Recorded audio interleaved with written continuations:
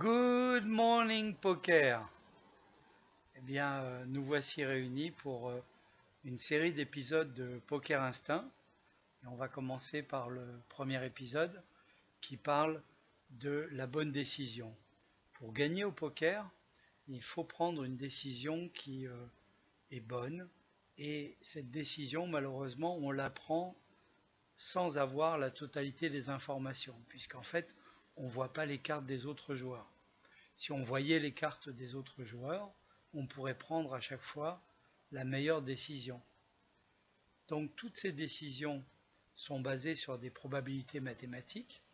Ces probabilités mathématiques font que par exemple, vous avez un peu plus de 80% de chances de gagner avec une paire d'As contre une paire de 2 si les deux joueurs vont à all-in pré-flop.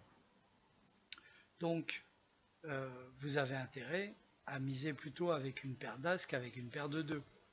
Mais il y a une variance, c'est-à-dire que 20% du temps quand même, la paire de 2 va gagner, c'est-à-dire environ une fois sur 5. 4 fois sur 5, vous allez gagner. Maintenant, vous pouvez très bien perdre 10 fois d'affilée avec une paire d'As contre une paire de 2. Ce qui est sûr, c'est que à long terme, la paire d'As va gagner 80% du temps. Alors, qu'est-ce qu'on appelle le long terme au poker? Eh bien, au moins quelques dizaines de milliers, voire quelques centaines de milliers de mains ou de tournois sont nécessaires pour retrouver la probabilité de 80-20 dont nous avons parlé. Il s'agit donc de prendre une bonne décision, puisque à force de prendre des bonnes décisions sur des milliers de mains, eh bien vous allez avoir un jeu gagnant. Être EV+, c'est-à-dire expected value positive, c'est-à-dire quand le profit escompté est positif, c'est quand ce que vous allez gagner est supérieur au risque pris. Par exemple, si vous misez 1 euro et que l'autre personne mise 1 euro, vous serez à égalité si chacun a 50% de chance de gagner. Si vous avez 80% de chance de gagner et l'adversaire seulement 20%, vous aurez pris une décision EV+. Une bonne décision profitable EV+, c'est la clé du poker, mais de quoi dépend-elle? Qu'est-ce que vous avez à faire? Vous avez à faire 4 choses, d'où l'acronyme AFFAIRE: action, fréquence, élimination, rectification. Ce que vous avez à faire d'abord, c'est effectuer une action, que ce soit une action d'ouverture, de raise, de call, de check, de fold, etc.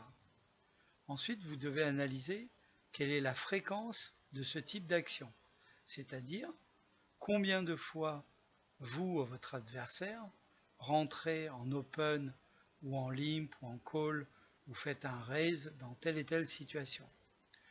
Au poker, tout est une question de fréquence, et en fonction de la fréquence, vous pourrez déterminer à la fois le range, c'est-à-dire l'éventail de mains qu'a votre adversaire, mais également dans quelles circonstances il va miser et combien également. Ensuite, vous allez éliminer des mains illogiques. Par exemple, c'est pas possible que sur un tel board, telle main ait été jouée de cette façon-là. Maintenant, plus le joueur est imprévisible, plus les mains seront illogiques, du moins de prime abord. Et enfin, vous allez rectifier votre analyse initiale parce que vous avez le metagame, c'est-à-dire tout ce qui est autour du jeu lui-même, les émotions des joueurs, les joueurs qui sont en tilt, les joueurs qui sont fatigués, etc.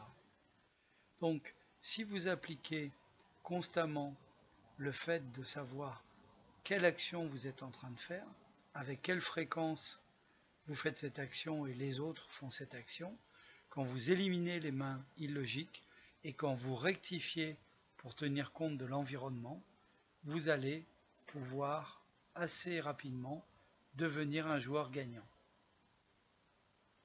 Et donc l'idée, c'est que, comme le dit la devise de Poker Instinct, ne laissez aucune chance au hasard. À bientôt pour le deuxième épisode de Poker Instinct.